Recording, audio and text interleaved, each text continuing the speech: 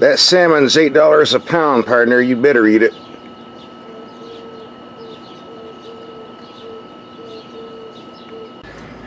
Those chicken wings cost me $6 a pound delivered. You better eat them. Look at him go. Don't choke now. You're the best fed alley cat in town. But you don't live here, so now beat it. We're at our garage. Let's open the door and see what we're rolling out today. Looks like a 2018 Hyundai Kona to me. I think it's a nice looking vehicle. Would have looked better if they had given us the lime green paint I saw in the press releases, but I'm not a fan of dull silver, but hey, you can't be picky.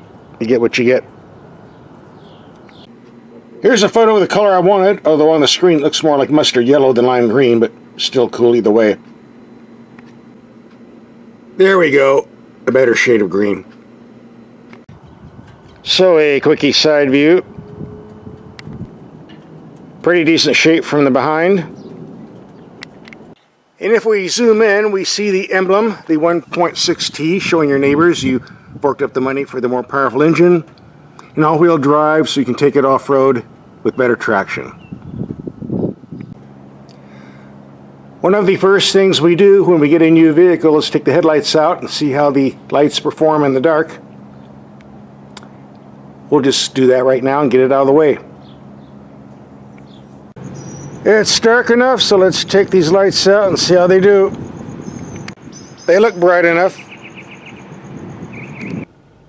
Here we have the low beams on a building 100 feet away. Certainly bright enough and wide enough. A bit too low, but adequate for city driving. Now we go to high beam. Looks pretty bright and wide to me. Here we have the brights on a building 300 feet away with a chain link fence in between.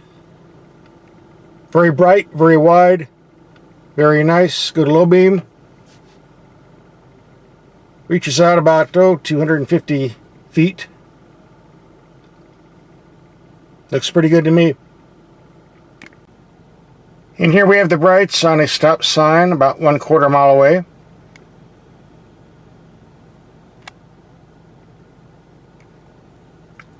Lights up pretty good.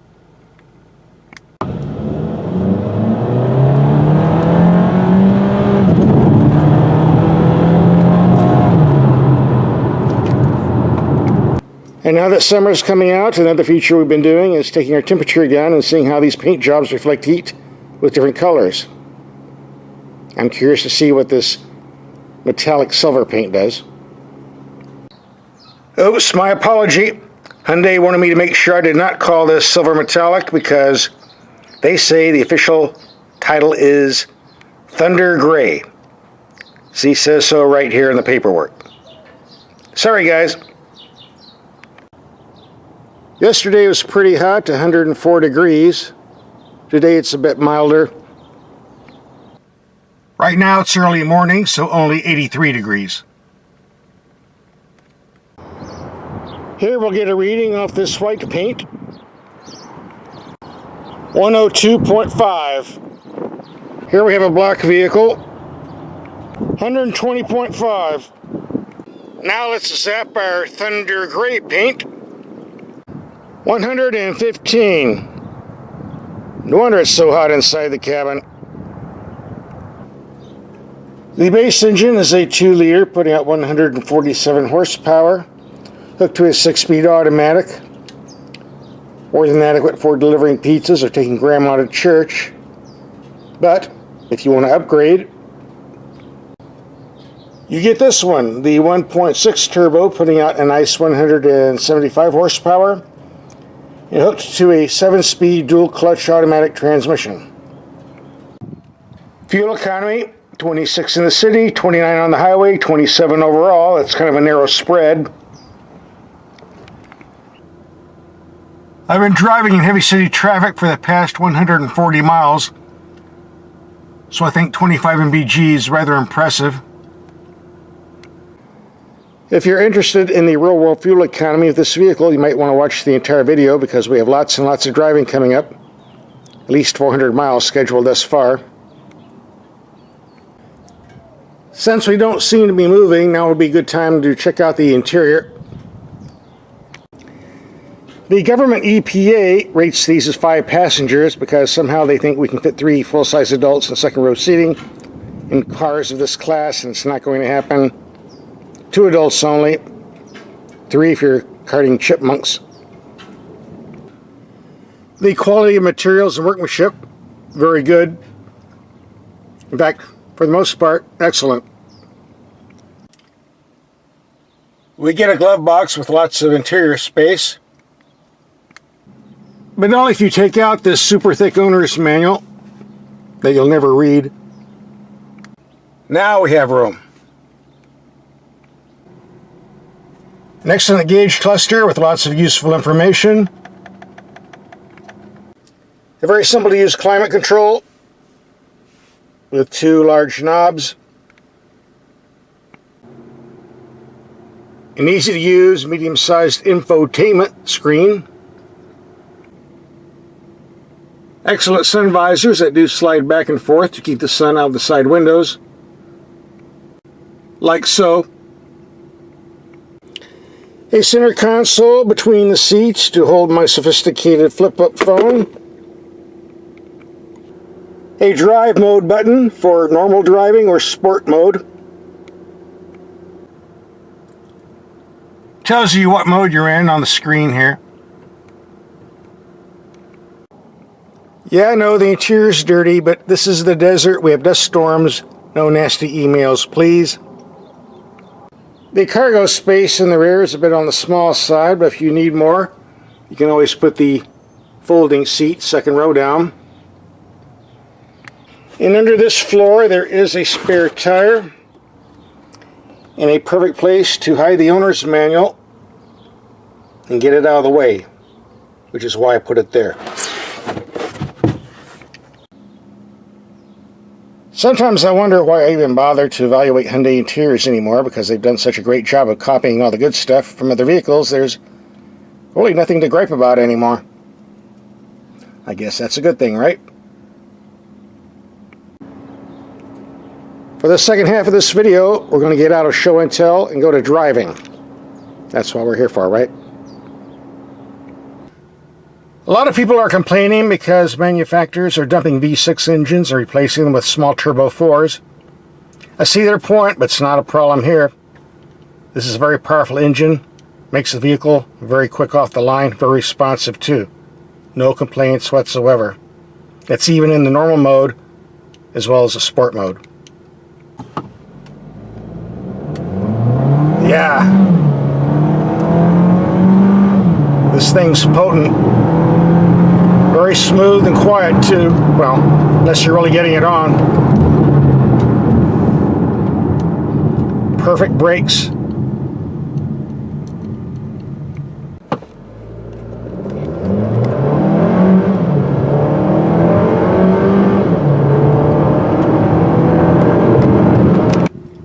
Most electric power steering systems are lousy, but this one feels really great. Very responsive, good feedback, and it feels suspiciously almost exactly like the ones I see in Lexus and Toyota. I'm willing to bet they bought a Lexus, shipped it to Korea, and copied the system. Exactly the same in my book, but that's okay. It works. On the street, this vehicle has a very smooth ride, so let's see what it does on speed bumps at 25 miles per hour and maybe 30 miles per hour. So here we go. Speed bump number 1 coming up, 25 miles per hour. Heard some thumping, didn't feel anything. Number 2. Number 3. And the nasty, nasty one. Not bad at all. Didn't feel a thing. Heard it, but didn't feel it. By the way, this is a very solid body structure. Well built. This is a pretty sporty vehicle, so it's only fair we take this in our sporty turning circle and see if we can spin it out.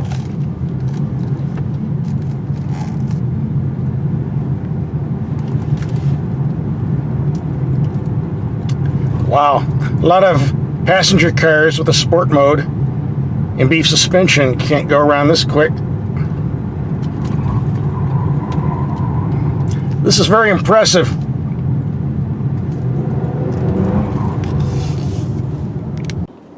If you're torn between buying a sports car or an SUV, kind of solve the problem here because this drives like a sports machine. Quick, great handling, great braking, good steering, comfortable ride. Yeah, there are other SUVs that can do that if you want to fork up a lot of money for a BMW SUV or a Lexus SUV. We've tested those, but they're like 50 grand on up. But don't go away, we have more driving to do. Lots more. We're going to set the mileage computer to 0 and take a long highway trip. See what type of fuel economy we can get. Stand by.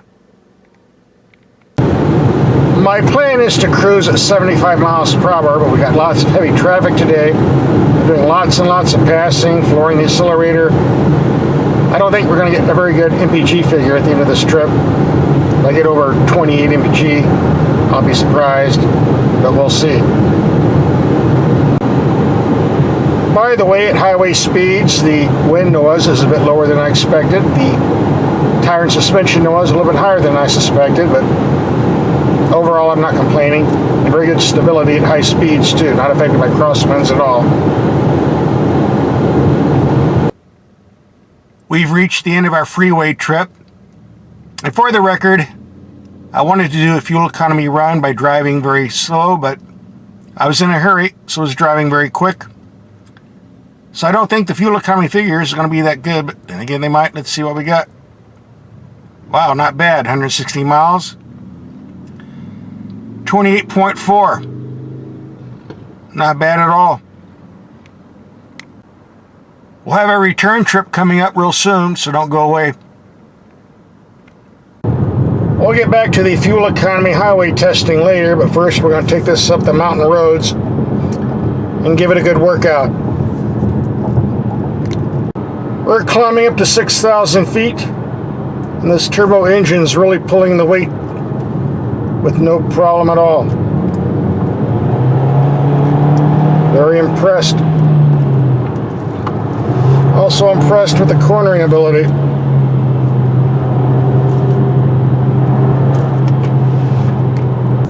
The shifting performance of the 7-speed dual-clutch transmission is absolutely perfect. Always knows what to do and when.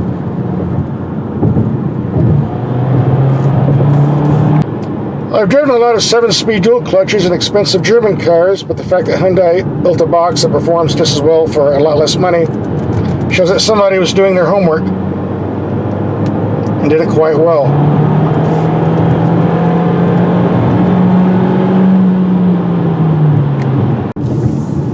Well, we reached 7,400 feet, and I can't believe this engine's only cranking out 175 ponies. Feels more like 250 to tell you the truth. This baby moves.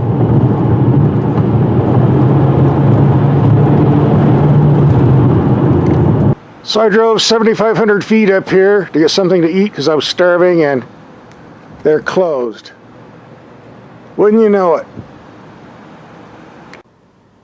We just completed 80 miles of tight mountain driving, going at maximum warp, and this Kona never missed a beat. Now we're going to do a return highway trip, see if we can bump up the fuel economy figures. This is what happens when you have drunks come out on holidays. Someone screws up, causes a wreck. You have a line over 7 miles long. I don't have enough video to show you the whole line, so oh well. Glad I'm not going that way. Okay, we're done with the return trip and keeping my foot off the gas, letting the cruise control do the work. 32.1 mpg. Well, I'll make that 32. For the past 5 days, we put 470 miles, averaging 26.2 mpg. That impresses me. I've been driving this for a week. I did have 2 minor complaints I found. Number one, there doesn't seem to be any way to disconnect this auto-dimming mirror. Be nice if we could. Guess not. Number two, the 4x4 lock button down here is very easy to reach and use. Unfortunately, a little bit too easy to reach and use. It was always coming on by accident for various reasons. Maybe somebody's leg rubbing up against it in the passenger seat, somebody dropping something on it, etc., etc. Fortunately, there is a green light that shows when it's on, goes away when it's off. But sometimes you notice it and sometimes you don't. 2 minor gripes, but no big deal. Certainly not a deal killer.